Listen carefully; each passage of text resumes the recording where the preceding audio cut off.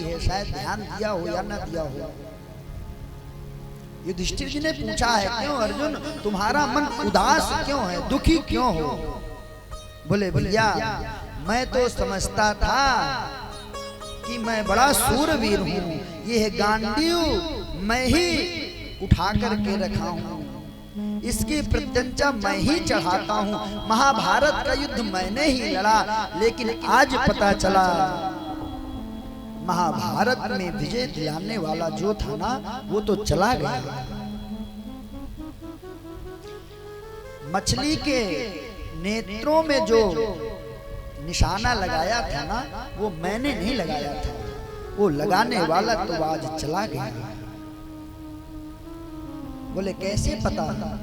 आज आप इस बात को कैसे समझ पाए? अरे द्वारिकाधीश तो आपके साथ ही रहते थे।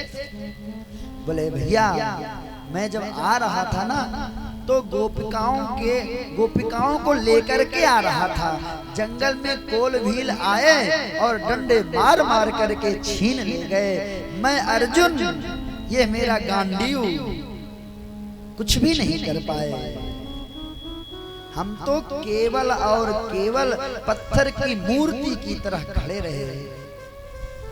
तो प्रिय बंधुओं ये है तो चिंतन का विषय है। आपको अकेले बैठना होगा, किसी का संग नहीं करना होगा। भागवत जी में पृथु जी महाराज ने पूछा है सनकादियों से, बोले महाराज हमारा कल्याण कैसे हो, हमारी प्रजा का कल्याण कैसे हो? तब बोले राजन आप तो स्वयं भगवान के अवतार हो, आपको तो कुछ भी जानने और समझने की आवश्यकता ही नहीं है। क्यों? क्योंकि आप तो सर्वज्ञ हो। फिर भी आपने पूछा है तो जनमानस के कल्याण के लिए पूछा है, इसलिए मैं आपको बताता हूँ। एक ही श्लोक में बता दिया। हम तो यूं कहें कि एक ही वाक्य में समझ लीजिए, नोट कर लीजिएगा इस बात को।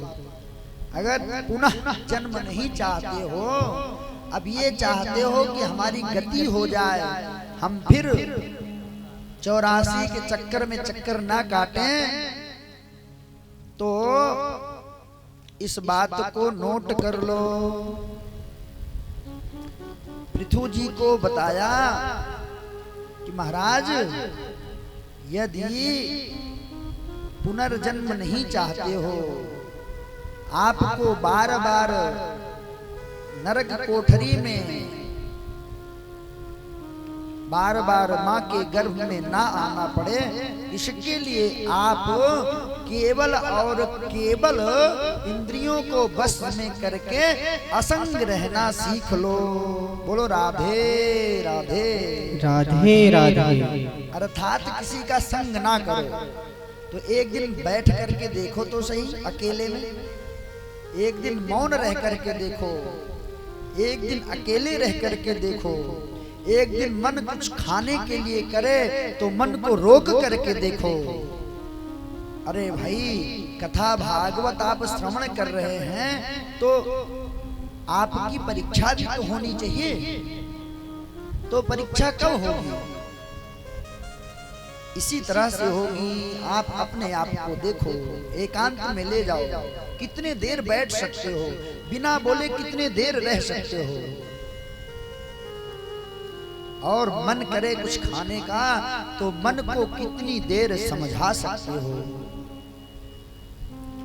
यहीं से आपका ध्यान चालू होता है, यहीं से परमहंस वृत्ति प्रारंभ होती है। जो मनुष्य इस तरह से करना सीख ले, निश्चित रूप से वो भगवान का भक्त बन सकता है। बोलो निकुंज बिहारी सरकार की जय हो। कल के गत प्रसंग में हम लोगों ने कौन सी कथा सुनी जी? गिरिराज पूजन की, है ना? गिरिराज